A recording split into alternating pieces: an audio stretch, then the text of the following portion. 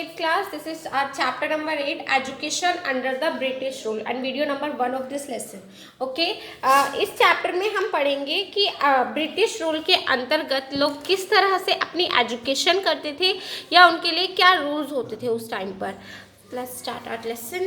At the beginning of their rule in India, the British were unfamiliar with the Hindu and Muslim laws and customs that were in use in India. जब शुरू में British लोग India पे rule करने के लिए India आए थे, तो वो इंडिया के जो हम कह सकते हैं यहाँ के लॉज थे या फिर हिंदू या मुस्लिम जो इनके अलग अलग तरह की जो इनकी परंपराएं होती हैं, इनके रीति रिवाज होते हैं, उनसे फैमिलियर नहीं थे, उनके बारे में ये कुछ ज़्यादा जानते नहीं थे. The British in India wanted not only territorial conquest and control over revenue but also felt that they had a cultural mission. They had not educated people and civilize and the native change their customs and values. जब शुरू में ये लोग आए तो ये सब इन चीज़ों से अनफैमिलियर थे, इनके रूल्स वगैरह से.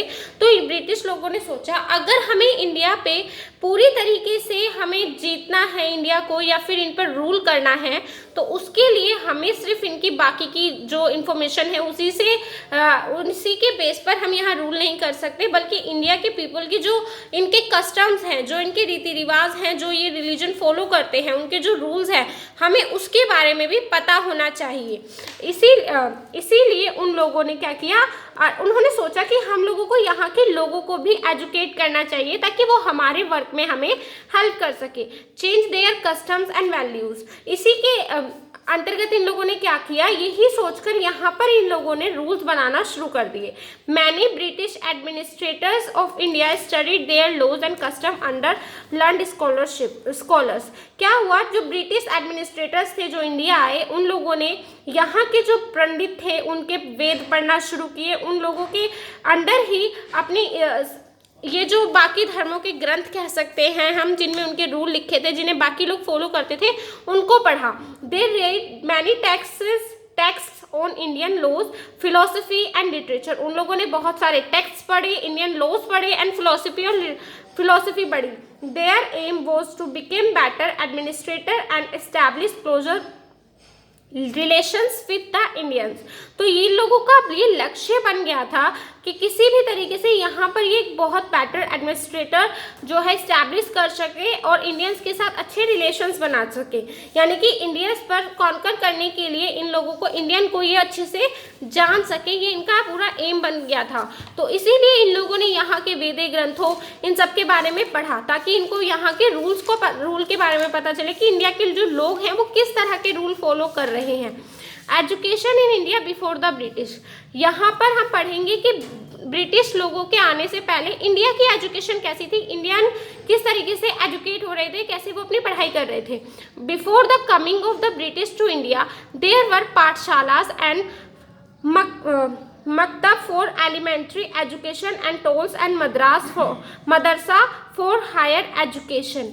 क्या हुआ, यहाँ पर उनके ब्रिटिश लोगों के आने से पहले यहाँ पर पढ़ाई के लिए स्कूल्स वगैरह नहीं होते थे, बल्कि यहाँ पे पाठशाला बोली जाती थी, पाठशाला होती थी, या ये मकतबाज होते थे, या फिर जैसे मॉमडन्स के लिए होते हैं मदरसे, ये हायर एजुकेशन के लिए होते थे.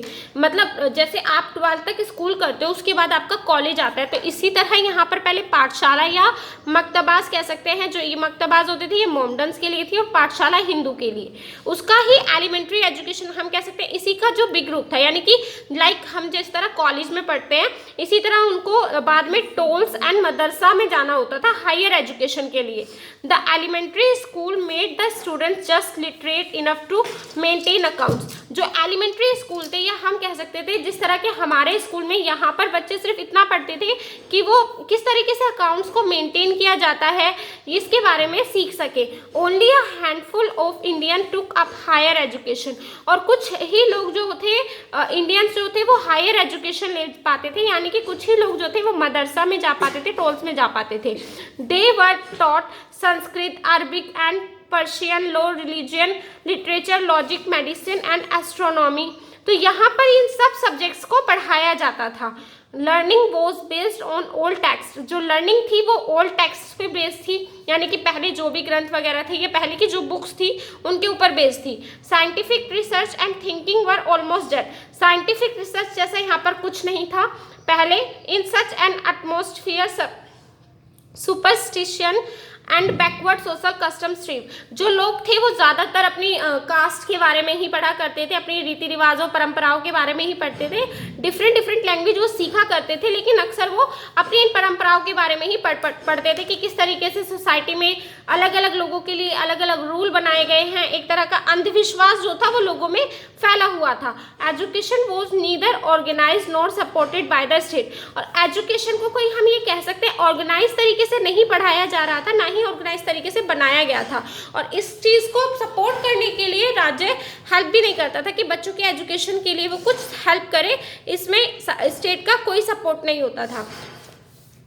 लेकिन बाद में जब ब्रिटिश लोग इंडिया आए उसके बाद एजुकेशन सिस्टम में चेंज होने लगा।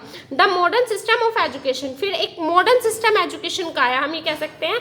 When the British started ruling India, जब ब्रिटिश लोगों ने इंडिया को रूल करना शुरू किया, they were traders and were not concern about the education of India, तो वो लोग इतने वो क्योंकि बाहर से आए थे और उनका जो हम कह सकते हैं एम था सिर्फ वो ट्रेड करना था यहाँ पर इंडिया पर। लेकिन आने के बाद वो इंडिया के लोगों पर रूल करने लगे, और उस समय भी इन लोगों का इतना इंटरेस्ट नहीं था कि इंडिया के लोगों की एजुकेशन कैसी है या कौन जो लोग हैं कितने पढ़े लिखे हैं। ब्रिटिश लोगों का उस समय इतना कोई इंटरेस्ट नहीं था। Slowly they realise that they needed educated Indians at some level to help them run the country. उस धीरे धीरे उन लोगों को ये रियलाइज होने लगा, ये उन्हें रियलाइज हुआ कि उन्हें कुछ एजुकेट इंडियंस चाहिए ताकि वो उनके वर्क में उनकी हेल्प कर सके। The Kolkata Madras was established in 1781 by Warren Hasting, तो जो द कोलकाता मदरसा, तो इसीलिए यहाँ पर जो ब्रिटिश लोग थे उन लोगों ने यूनिवर्सिटी बनाना स्टार्ट किया, स्कूल्स बनाना शुरू किया ताकि वो इंडियन पीपल को एजुकेट कर सके। उन्हीं में से एक ये हम कह सकते हैं मदरसा बनाया गया था, द कोलकाता मदरसा, जो कि स्टैब्लिश किया गया था 1781 में वॉरेन हास्टिंग के through, and the Banaras Sanskrit college, और इन्होंने एक बनारस संस्कृत कॉलेज भी बनाया गया था 1791 में जोनाथन डनकेन के through. Christian missionaries also started opening English medium schools. अब जिस तरह मोमडन्स के लिए स्कूल्स ओपन होने लगे, हिंदू के लिए स्कूल्स ओपन होने लगे, उसी तरह क्रिश्चियन लोगों ने भी अपने स्कूल्स जो थे ओपन करना शुरू कर दिया, और उसमें इंग्लिश मीडियम ही पढ़ाई होती थी, यानी कि उन्होंने इंग्लिश मीडियम एजुकेशन को चुना बच्चों को पढ़ाने के लिए।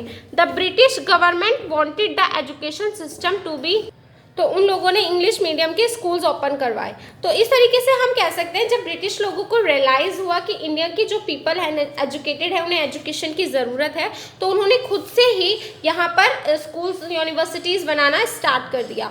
The British government wanted the education system to be useful to the needs of the colonial empire, तो ब्रिटिश गवर्नमेंट ये चाहती थी कि एजुकेशन सिस्टम को और भी ज़्यादा यूजफुल बनाया जा सके, क्योंकि वो ज़रूरी था एक कॉलोनियल एम्पायर हम कह सकते हैं इसको बनाने के लिए, ब्रिटिश लोगों के वर्क में हेल्प करने के लिए ये बहुत ज़्यादा ज़रूरी था कि इंडियन के कुछ लोग जो हों वो एजुकेट भी हों। However, the British were decided on whether to continue the existing system of education or to introduce the English system। अब क्या हुआ, हालांकि अभी जो था ब्रिटिश लोग वो डिसाइडेड नहीं कर पाए थे कि उनको एजुकेशन सिस्टम सेम रखना है या फिर लोगों के लिए कुछ एजुकेशन सिस्टम में चेंज लेकर आना है, अपना इंग्लिश सिस्टम उन्हें खुद बनाना है। इस चीज़ को उन्होंने अभी तक वो उसके लिए अनडिसाइडेड थे, उन्होंने डिसाइड नहीं किया था। Lord Macaulay was appointed to look into the matter, तो इसीलिए एक हम कह सकते हैं लॉर्ड मैक्यूलरी को चुना गया इस चीज़ को देखने के लिए कि इस मैटर को किस तरीके से सॉल्व किया जाए कि एजुकेशन सिस्टम में चेंज होना है या नहीं होना। इसके लिए लॉर्ड मैक्यूलरी को जो था अपॉइंट किया गया, Macaulay strongly believe that oriental learning was completely inferior to European learning. यानी कि वो जो मैक्यूलेरी था वो ये पूरी तरह उसका ये विश्वास था या हम कह सकते हैं मानना था कि यहाँ की जो एजुकेशन है वो काफ़ी ज़्यादा कम है या ठीक नहीं है यूरोपियन लर्निंग के अकॉर्डिंग।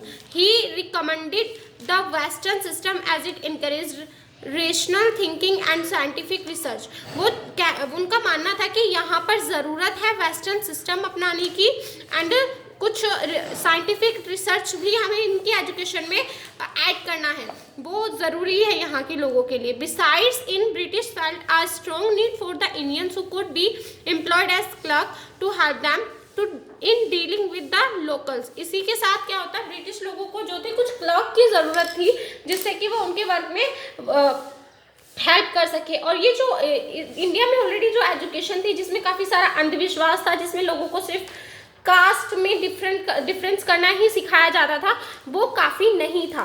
तो जो मैक्यूलरी है इन्होंने ये डिसाइड इनका ये मानना था कि यहाँ पर एजुकेशन सिस्टम में चेंज होने की बहुत ज़्यादा ज़रूरत है, क्योंकि जिस तरह के क्लर्क या जिस तरह के लोगों को ये अपने वर्क में हेल्प करने के लिए एजुकेट करना चाहती थी वो इंडियन की एजुकेशन उन लोगों के लिए काफ़ी नहीं होगी। प्रमोशन ऑफ एजुकेशन, तो अब क्या हुआ, धीरे धीरे एजुकेशन सिस्टम में चेंज करना शुरू कर दिया। A humble beginning in the field of education was made by the Charter Act of 1833।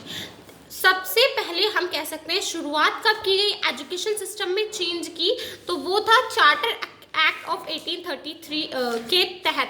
हम कह सकते हैं ये एक ऐसा एक्ट था जिसके थ्रू इंडियन एजुकेशन सिस्टम में चेंज आना शुरू हुआ। It provided a sum of ₹1 lakh to be spent annually of spreading education. ये क्या करता था, ये प्रोवाइड कराता था 1 लाख रुपीज़ एक एनुअली, इसको ज़रूरत थी यहाँ के एजुकेशन सिस्टम में लगाने के लिए 1 लाख रुपीज़ की।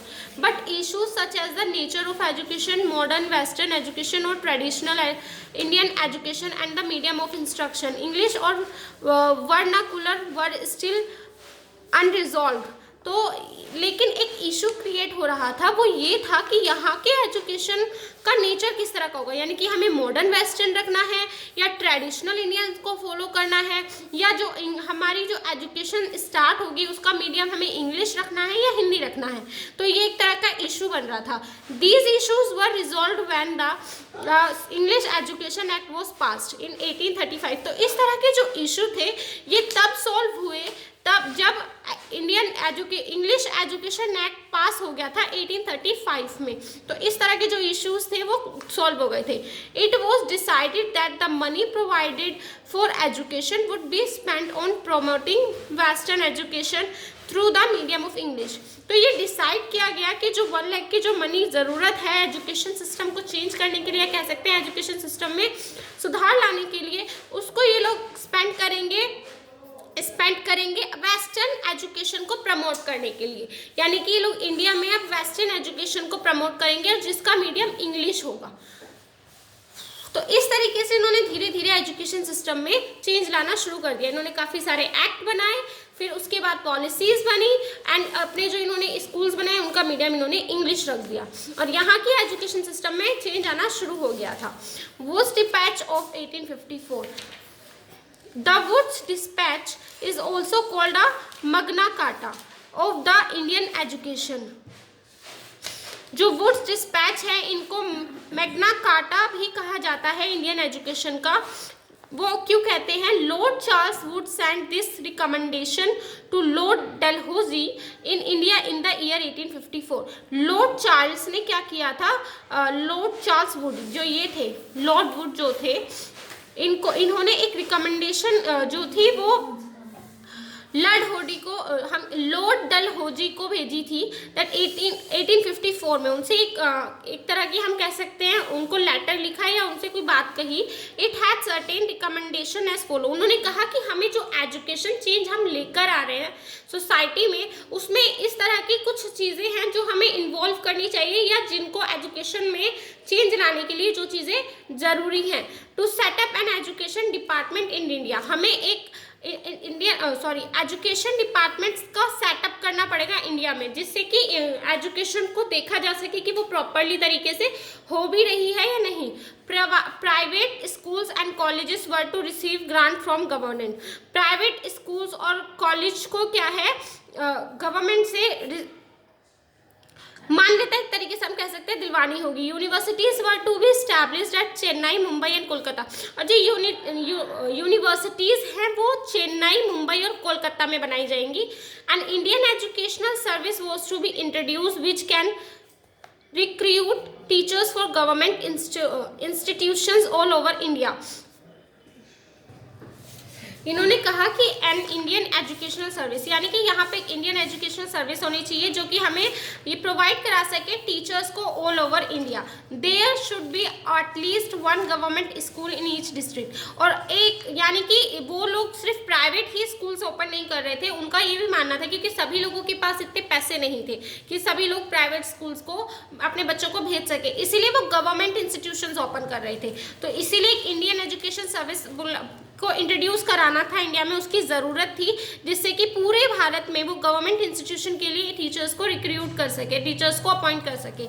There should be at least one government school in each district. उनका मानना था कि हर डिस्ट्रिक्ट में एटलीस्ट जो है एक गवर्नमेंट स्कूल होना चाहिए, ताकि बच्चे अगर प्राइवेट स्कूल या कॉलेज वगैरह में एडमिशन ना ले पाए तो गवर्नमेंट स्कूल्स में जाकर वो पढ़ सके। The western culture to be supported to in India. और जो वेस्टर्न कल्चर हो वो इंडिया को सपोर्टेड करना चाहिए, इंडिया को सपोर्ट करना चाहिए, क्योंकि एक तरीके से यहाँ पर जो लोग थे उनमें काफ़ी ज़्यादा अंधविश्वास फैला हुआ था। तो वो प्रॉपरली उन लोगों के जो हम कह सकते हैं रूल्स थे कस्टम्स को लेकर, या फिर जो डिफरेंट तरह के उनके रूल्स थे उनको वो नहीं मान सकते थे। तो उनका जो वेस्टर्न कल्चर है कुछ इस तरह का होना चाहिए जो इंडिया के लोग उसको सपोर्ट कर सके, इंडिया में सपोर्ट किया जा सके उनके कल्चर को। The local language also to be taught along with the regional language. और लोकल लैंग्वेज को भी यहाँ पर पढ़ाया जाना चाहिए जिससे कि बच्चों को समझ में आए। रीजनल लैंग्वेज जो भी सिखाई जाएगी उसके तहत, यानी कि अगर आप एक लैंग्वेज इंग्लिश मीडियम रख रहे हो तो उनके साथ उनकी लोकल लैंग्वेज भी होनी चाहिए, वो लैंग्वेज जो वहाँ के लोगों को पता हो, जिसके से वो समझ सके। फॉर एग्जाम्पल, आप लोगों को यहाँ अगर इंग्लिश पढ़ाई जाती है और आप लोग हिंदी बोलते हैं तो आप लोगों की हिंदी के थ्रू ही हम आपको इंग्लिश पढ़ा पाएंगे, तभी आप इंग्लिश बोल पाओगे। ऐसा तो नहीं है कि आपको सब कुछ इंग्लिश में ही बता दिया जाएगा। तो एक लोकल लैंग्वेज का रीजनल लैंग्वेज के साथ होना जरूरी था। In accordance with the Wood's dispatch the universities at Chennai, Mumbai and Kolkata व सेटअप। तो इसी के थ्रू जो इन्होंने रिकमेंडेशन रखी उसके बेस पर ही वुड्स डिस्पैच के इन्होंने कुछ यूनिवर्सिटीज ओपन की गई थी चेन्नई, मुंबई एंड कोलकाता में।